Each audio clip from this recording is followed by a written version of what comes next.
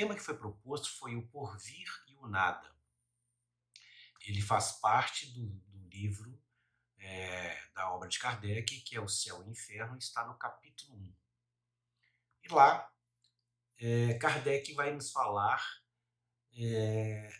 dessa jornada evolutiva que nos leva a refletir sobre as nossas experiências, aprendizado e o exercício que nós devemos fazer para nos tornarmos puros espíritos, né? Para nos tornarmos espíritos adiantados, adiantar na nossa evolução. Num outro linguajar, para chegarmos à angelitude, como ele mesmo definiu. Depois dessa abordagem preliminar, a gente busca olhar primeiro, um olhar aprofundado, dando ênfase ao porvir.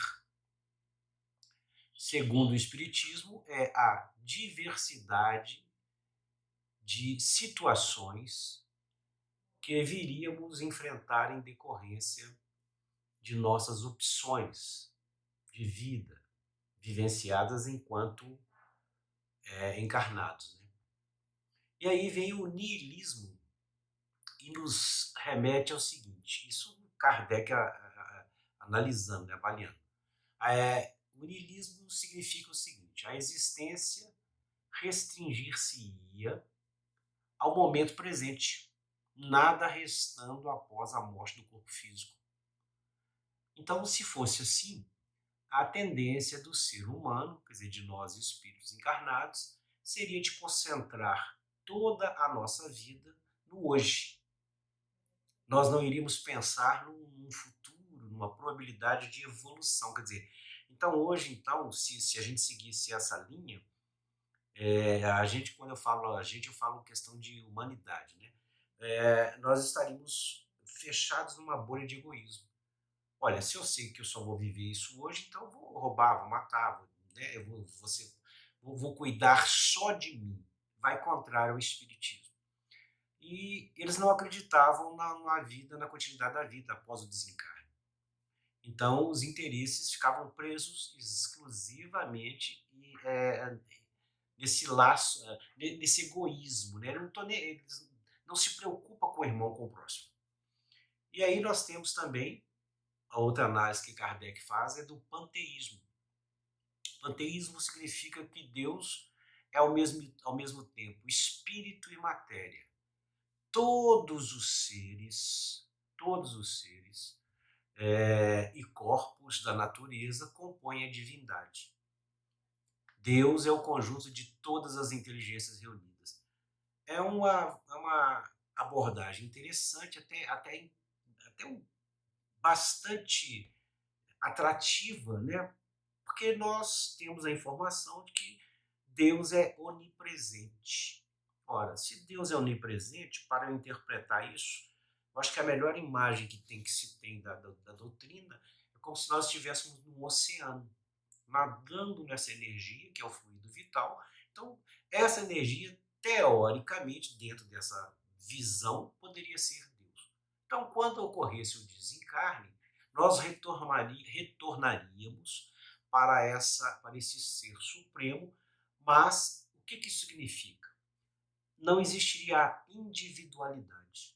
Então eu, Ricardo, Luiz, você, fulano, Beltrano, não existiria, porque você deixaria de existir nesse momento. Ora, se Deus fizesse isso, a gente pode entender que Deus seria uma pessoa igual a nós, né? Porque por que ele criaria seres num universo extraordinário, que tem aí várias galáxias, vários mundos a serem descobertos ainda? Por que ele criaria um ser que ficaria durante um momento, você vai ter um número de CPF, identidade, etc e tal, e de repente quando você morre, não é nem desencarna, quando você morre, você volta a ser Deus, quer dizer, isso não soa muito bem para nós. E aí vem o Kardec e assim se manifesta após a avaliação dessas duas posições. Ademais, esses sistemas não satisfazem nem a razão nem a aspiração humana. Deles decorrem dificuldades dificuldades insuperáveis, pois são impotentes para resolver todas as questões de fato que suscitam. Eu acho Kardec fantástico. Kardec é um espírito extraordinário, e os espíritos que estavam com ele. Ele continua: o homem tem, pois, três alternativas: o nada, a absorção ou a individualidade da alma antes e depois da morte. É para esta última crença que a lógica nos impele irresistivelmente. Crença que tem formado a base de todas as religiões desde que o mundo existe. Ora, e aí nós vamos aproveitar, nós vamos lá para o livro Evolução em Dois Mundos, que assim nos mostra. Depois da morte, efetivamente, sofre a alma culpada minucioso processo de purgação, tanto mais produtivo quanto mais se lhe exteriorize a dor do arrependimento, e apenas depois disso consegue elevar-se a esferas de reconforto e reeducação. Uai, Venâncio, por que você está falando isso? Se é por vir, né, e o nada. Isso não tem como você entrar especificamente no tema se nós não chamarmos para reflexão o que significa o desencarne. Porque senão você fica preso lá naquelas duas figuras lidas anteriormente. E no livro Evolução em Dois Mundos eu achei interessante essa exposição. E aí vem a pergunta: mas deixando a Terra, para onde vamos? Depois da morte, o que seremos? Estaremos melhor ou pior? Existiremos ou não? E assim nós começamos a entrar dentro do tema por vir ou nada. Você acha que você vai para o céu? Nós espíritas já sabemos que não existe um céu ou inferno como fomos teoricamente educados durante séculos pelas outras religiões, né, os outros segmentos religiosos. O que nós sabemos, na verdade, é que existem estágios vibracionais onde o espírito se situa de acordo com a sua condição. Esse é o seu céu, é o seu inferno. Então, o que somos? Isso é o que nós somos, né? E aí, voltando lá ao que eu tinha dito, existem vários mundos. Na casa de meu pai há muitas moradas. Quer dizer, a casa do pai é o universo. As diversas moradas são os mundos que circulam no espaço infinito e oferecem aos espíritos estâncias adequadas ao seu adiantamento em face das condições de adiantamento físico e moral que ele teve. Então isso quer dizer o seguinte: eu desencarnei. Existe um lugar específico, físico, que eu possa denominar céu, ou terra, ou inferno? Não. Esse tribunal, quem vai julgá-lo, na verdade, somos nós mesmos.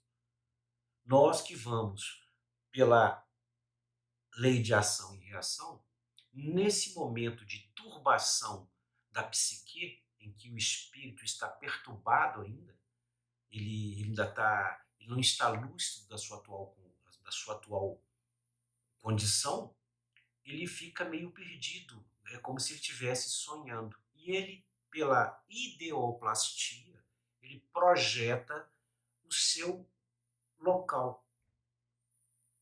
E aí que vem no livro Nosso Lar, está lá aquela representação do André Luiz, quando ele aparece andando num lugar escuro, fétido, cheio de gritos e espíritos pressionando e tudo mais. O que é isso? Isso é a psique dele, que criou esse mundo. E o que é mais interessante, que mais adiante eu vou falar inclusive também, quando você projeta essa sua realidade, primeiro tudo passa, você começa a vivenciar suas vidas passadas e começa a relembrar o que você foi ou deixou de ser. E começa a se cobrar pelos seus erros, pelos seus abusos ou pelas suas virtudes.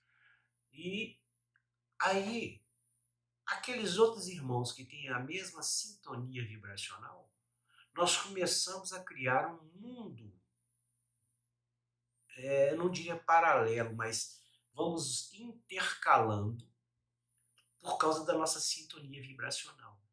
Daí que existem os verdugos, um cobrando do outro, etc., porque a sintonia é a mesma.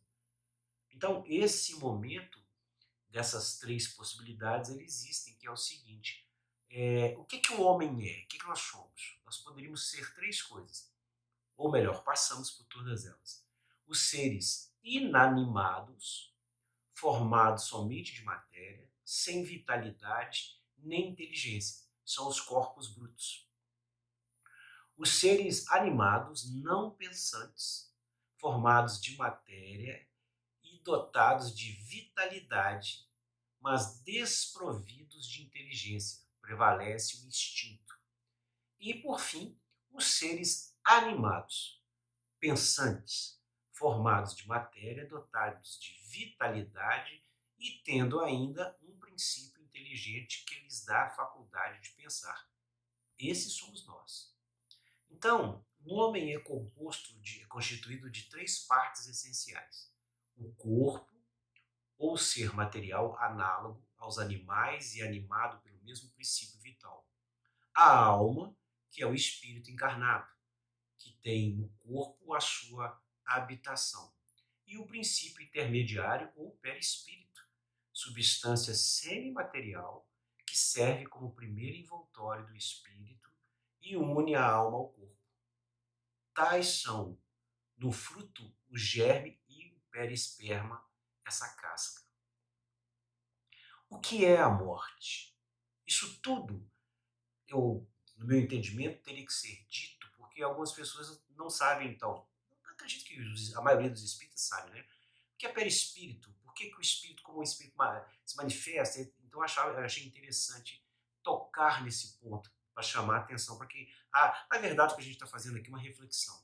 Né? Todos depois devem pegar os livros. Eu sempre falo, toda vez que eu vou falar uma palestra, eu vou fazer alguma coisa nesse sentido, eu falo, não acreditem no que eu estou falando. O verdadeiro espírita, ele vai ouvir o que eu estou falando, vai olhar e vai estudar. Isso é que é ser espírita. É você estudar para você entender os princípios, as leis que estão nos governando. O que é a morte? A morte é a extinção da vida orgânica. Acarreta a separação da alma, a alma é o espírito encarnado, em consequência do rompimento do laço fluídico, que a une ao corpo. Mas essa separação nunca é brusca. Aí que entra naquele outro aspecto do porvir, né, ou nada. A matéria inerte, ela vai se decompor. E olha que bacana como é que Deus é fantástico. Ela vai formar novos organismos. O princípio vital, esse que nos anima, ele retorna à massa de onde saíram. Olha como isso está lá no Livro dos Espíritos, a questão 70. Olha que interessante. Então, nós somos um universo. Cada ser é um universo.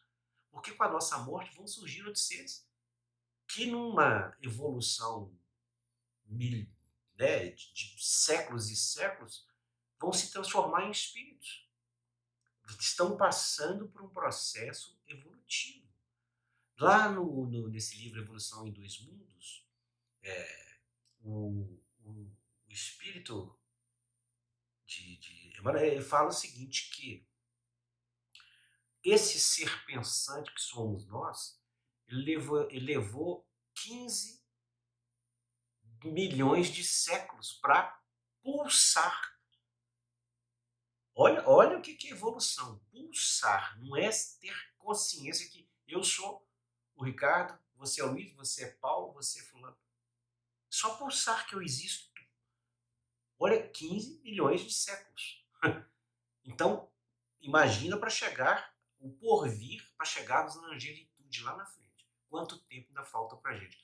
Mas isso só serve para nos estimular a continuidade da nossa evolução. Muitas vezes, a alma sente que se desfazem os laços que aprendem ao corpo. Ela emprega, então, todos os esforços para desfazê-los inteiramente. Já em parte desprendida da matéria, vê o futuro desdobrar-se diante de si e goza por antecipação dos estados do espírito. Essa é a questão de número 157 no Livro dos Espíritos. O que quer dizer isso? Gradualmente, o perispírito vai se desprendendo da matéria. É um processo gradual, não é abrupto. E a gente sabe que a melhor forma do desencarne é aquela que nós vamos envelhecendo e os órgãos vão morrendo gradualmente. E você está na cama, está no hospital, você vai vendo que meu fígado já não está funcionando direito, meus rins já não estão funcionando direito, eu já não vou no banheiro normalmente, eu já não como. Sabemos que o primeiro órgão que desaparece quando desencarne é o sistema digestivo. Por quê? Porque os espíritos não precisam da alimentação rudimentar, essa que nós ainda temos, materialmente falando, né? Por quê? Porque ele vai extrair o alimento desse fluido vital que está no universo, que está envolvendo ele. Porém, durante esse primeiro princípio, esse primeiro momento, os espíritos que ainda não estão num grau de evolução muito avançado, eles precisam desse alimento, que é plasmado pela ideoplastia, que os mentores plasmam e ajudam para que ele até sente a caneca, a água, por causa dessa característica. Então, e aí, fugindo um pouquinho, daí que existem as obsessões, inclusive, que os espíritos magnetizam, os espíritos projetam diversas cenas, diversas imagens, eles podem se apresentar de várias formas, podem imitar um mentor, outro, uma imagem aterrorizante, dependendo do grau de interesse de te obsediar. Por isso que é importante o vigiar e orar. Por isso que é importante, desde já, a gente ter essa consciência e a gente ir trabalhando isso na gente. Né? Após a morte do ser orgânico, então, os elementos que o formaram passam por novas combinações, constituindo novos seres que aurem na fonte universal o princípio da vida e da atividade, absorvendo-o e assimilando para novamente devolver essa fonte logo que deixar de existir. Então, nada se perde, tudo se transforma.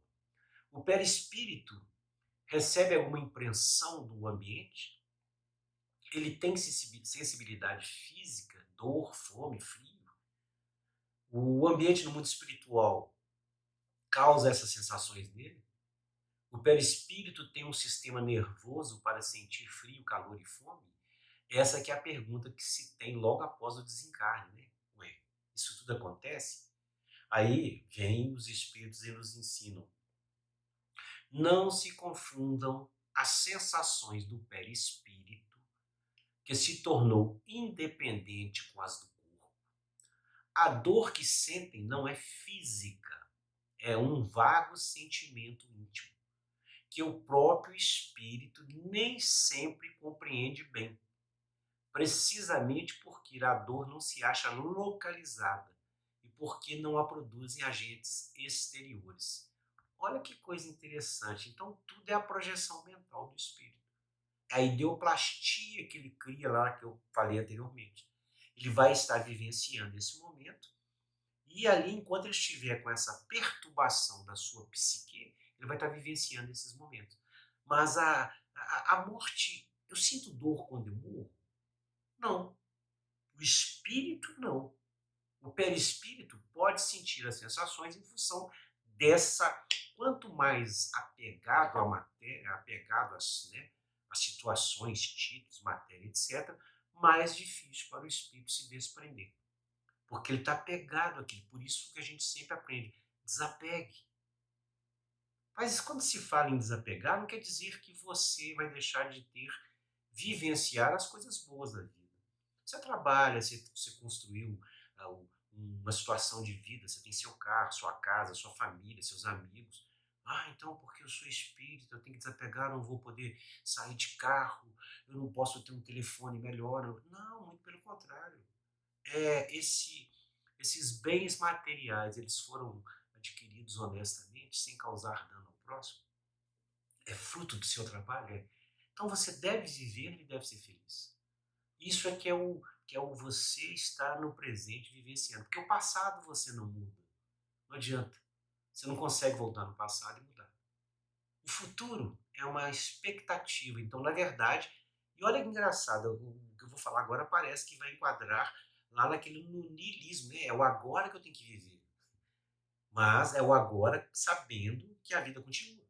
Sabendo que há uma responsabilidade, que eu vou passar por um processo, por um tribunal mental, que eu mesmo vou ser o meu julgador, né? Embora, como ele disse, às vezes o espírito nem sabe que é ele mesmo que está se julgando, porque ele começa a avaliar o que ele aprendeu ao longo de várias encarnações, ele começa a entender que ele abusou de algumas posições, de algumas situações, e aí ele começa a se cobrar. O perispírito, portanto, é quem transmite à alma impressões do corpo concentradas no cérebro. E é quem transmite ao corpo as volições da alma, pela impulsão dada ao cérebro, como centro do sistema nervoso. Não se tem um sistema nervoso que conduz a sensação, por exemplo, do braço para o sistema nervoso central. Então não funciona o perispírito com a estrutura da fisiologia do corpo. Ele é específico, né? O que ocorre então, que é outro ponto a gente tem que falar, o que ocorre com o fluido perispiritual?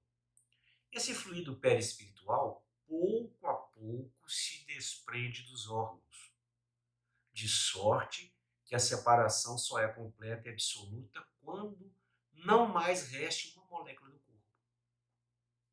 Mas, Venâncio, o tema é porvir e o nada.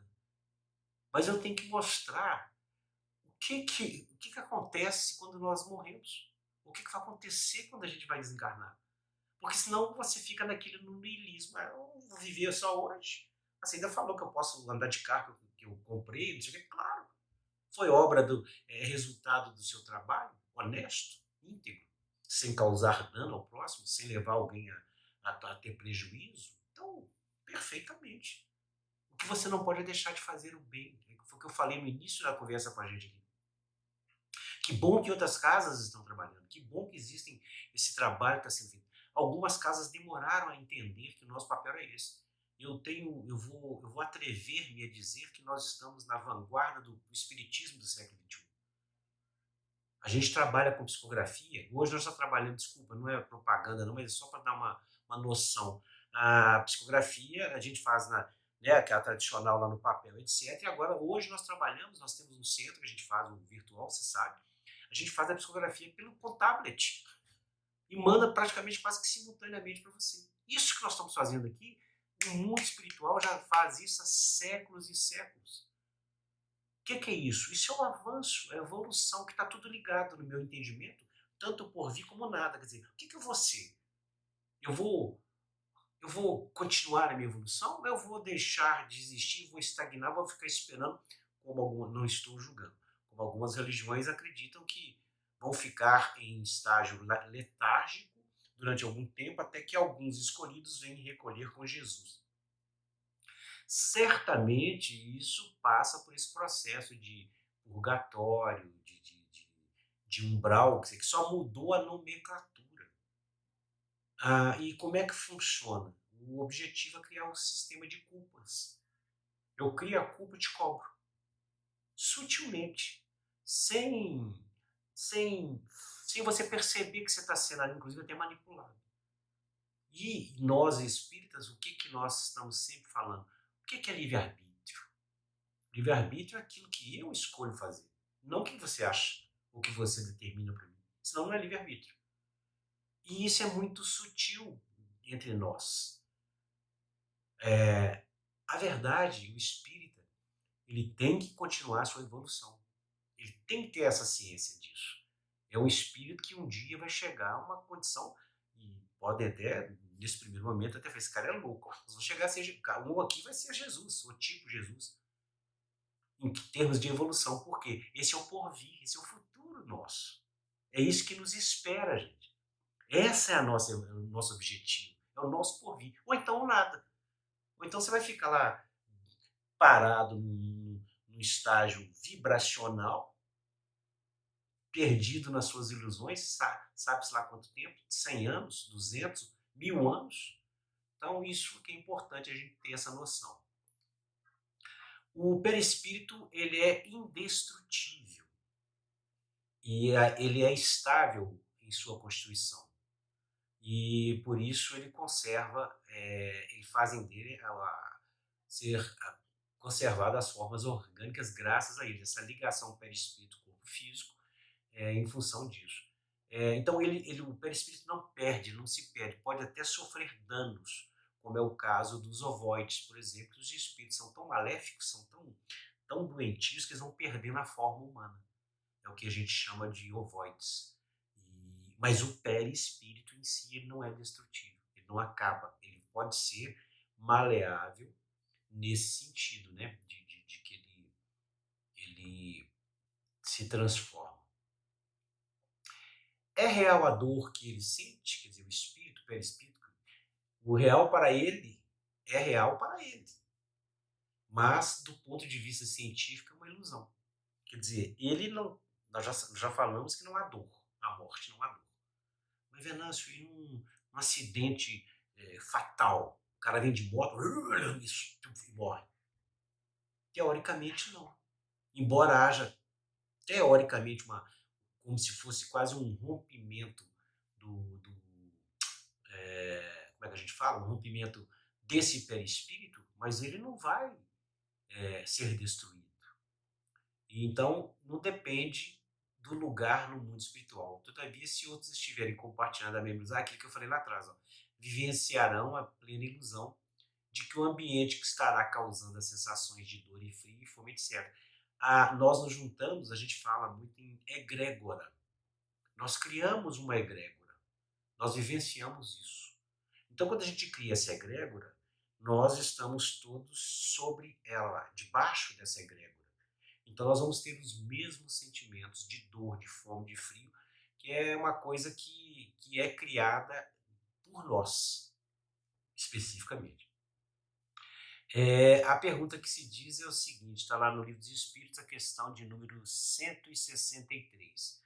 O espírito tem consciência de si mesmo imediatamente depois de deixar o corpo? E aí os espíritos responderam, imediatamente não é bem o termo.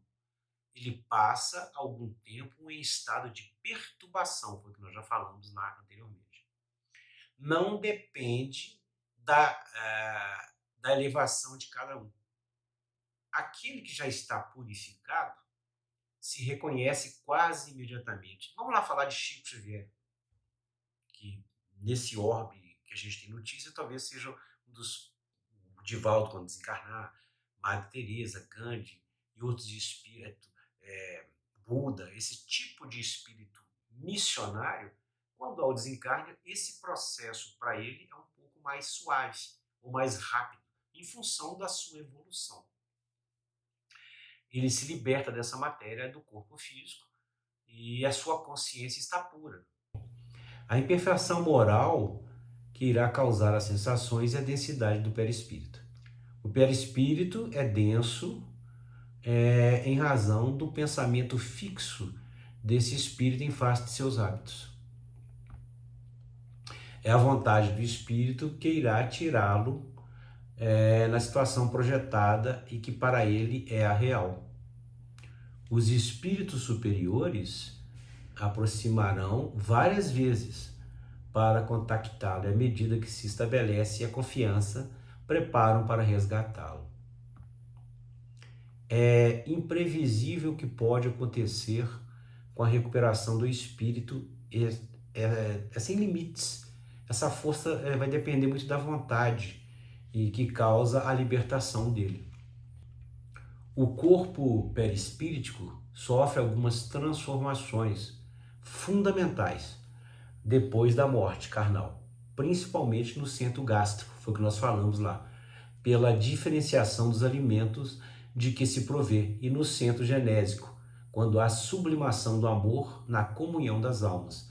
O espírito não precisa do sexo, o espírito evoluído. O espírito não precisa dos intestinos, do estômago para alimentar-se, ele já não há necessidade. Os evoluídos. Nós outros, na nossa característica, né, bem da Terra, nós iremos precisar sim. O perispírito, embora extremamente plástico, é praticamente indestrutível. Ele apenas substitui a matéria aglutinada pelo seu padrão magnético característico, mas nunca o próprio padrão magnético. Quer dizer, ele vai alterar-se ao seu padrão magnético, mas não é destrutível. Encontra-se no perispírito o registro de todas as ocorrências em que participou durante toda a sua existência, justamente aquilo que é individualizado. E o corpo físico, os órgãos do corpo físico, são apenas cópias resumidas dos modelos ou das matrizes orgânicas esculpidas na substância etero-astral do perispírito e que há muitos milênios constitui a sua exata fisiologia. Quer dizer, toda doença ela ocorre no corpo físico, primeiro ela ocorre no perispírito, para depois ser projetada na matéria. Então, muitas das doenças que nós vivenciamos hoje, elas são, como é que eu diria, nesse sentido, elas são em face do que nós estamos sofrendo no perispírito, para depois ela ser projetada no corpo físico. A morte restitui-nos a vida do espaço. Resta determinar em que condições, e aí que está o porvir, né? Em que condições o espírito prossegue a sua vida depois da morte. Que situação lhe caberá no espaço? É a erraticidade que nós estamos falando, né? Que se passa no momento da morte, como se desprende o espírito da sua prisão material. Que impressões, que sensações o esperam nessa ocasião temerosa? Dizem-nos que as sensações que precedem e se seguem à morte são infinitamente variadas e dependentes, sobretudo, do caráter, dos méritos, da elevação moral do espírito que abandona a terra. A separação é quase sempre lenta e o desprendimento da alma opera-se gradualmente. Começa algumas vezes muito tempo antes da morte e só se completa quando ficam rotos os últimos laços fluídicos que unem o perispírito ao corpo. Quer dizer, é o que a gente costuma ver quando está algum parente que já está mais velho, por exemplo. Ele começa, inclusive, a interagir com os irmãos que já o antecederam, né? Parentes que já desencarnaram há certo tempo. Então, isso é que é importante, a gente ter essa consciência que no meu entendimento, estou ligado ao porvir. Entretanto, em todos os casos, a separação da alma do corpo é seguida de um tempo de perturbação, foi o que nós falamos lá atrás. Para as almas culpadas, impregnadas de fluidos grosseiros, para estas o perispírito é submetido aos mesmos hábitos e algumas vezes às mesmas sensações físicas como durante a vida terrestre. Algumas vezes ela fica presa até a decomposição completa, sentindo mesmo, segundo a expressão de um espírito, os vermes lhe corroerem as carnes. É a psique que eu falei lá anteriormente, né? Ele fica preso a isso, né? Então é isso que a gente tem que ter essa noção. E a morte do justo? Para esta alma, a morte é a libertação, é o fim das provas.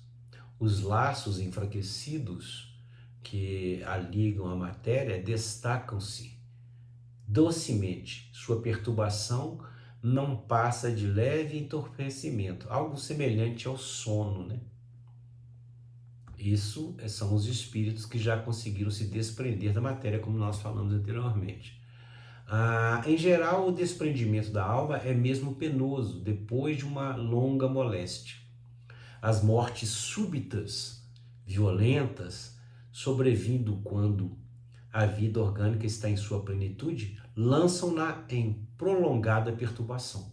O espírito vai ficar perdido, né? Porque foi rompido, né? E aí, os irmãos que suicidam-se são vítimas de sensações horríveis. Experimentam durante anos as angústias do último momento. Qual é a mensagem de Jesus com a vinda dele para nós? Ele tinha que nos ensinar os valores da alma e o desprendimento da condição da personalidade. O ensinamento dele não é o sofrimento, mas a maneira pela qual ele lidou com ele. Muito fantástico esse espírito, né? Ele dizia o seguinte, ele tinha isso, ó, eu tenho convicção absoluta do que eu acredito e não abro mão e não me importa o que façam os outros, mesmo que o que os outros façam sejam acabar com a minha vida. A mensagem da cruz é: eu não sou o corpo, eu sou a alma. Fantástico, né? Nós somos criados e imaginamos que a mensagem da cruz é da dor, né? É daquele sofrimento, né? E não é isso, né? No perispírito, a palavra fé é a vontade. Mudamos o mundo quando tiver firmeza naquilo que você acredita e faz. Você tem que estar onde a tua vontade te leva. Qual seria uma forma de alterar o mundo? A única coisa neste mundo que é a ação verdadeiramente da alma, enquanto no corpo, os hábitos que você determina para si mesmo. Então, mudar o mundo em verdade é você mudar seus próprios hábitos. Desta forma, devemos preocupar-se com as nossas escolhas e não com os resultados destas. Nós vivemos as leis da alma, não só no mundo espiritual, nós já vivemos aqui mesmo. O mundo vai mudar a partir das nossas simples escolhas. Viva 100% na coerência com a sua consciência. Cada um de nós tem reservas morais e espirituais diferentes. Não precisa esperar a vida após a morte para ser feliz. Você já pode fazer isso agora. Seja e permita aos outros que eles sejam felizes. Então, o porvir ou nada dependerá de nossas escolhas enquanto encarnados. Sabemos que o conhecimento da verdade nos liberta das ilusões da matéria e convida-nos ao conhecimento de todos os princípios da física, moral e intelectual. Com isso, a humanidade evolui, pois evolução ocorrerá de forma satisfatoriamente a seu tempo, preenchendo as lacunas da ignorância e do misticismo. Com isso, nós encerramos essa nossa breve exposição e desejamos paz, amor e esperança. Até uma próxima.